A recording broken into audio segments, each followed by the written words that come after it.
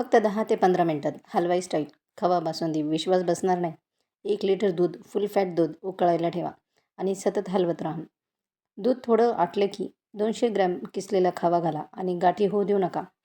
आता 4-5 चमचे साखर घाला. पण लक्ष ठेवा, दूध आटल्यावर साखर घाला. वेलची पूड, केसर आणि बदामात काजू घाला. पहा किती जाड आणि क्रीमी झालेली आहे. गरम किंवा थंड दोन्ही प्रकारे एकदम परफेक्ट ही रेसिपी आहे. आवडली तर लाईक करा. कमेंटमध्ये सांगायला विसरू नका. पुढे तुम्हाला कोणती रेसिपी बघायला आवडेल.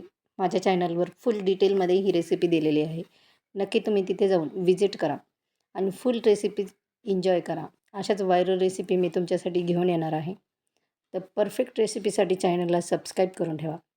पुढील इथे खूप छान छान रेसिपी बघायला मिळतील. तर वाट कसली बघतात, लवकरात लवकर सबस्क्राईब करा.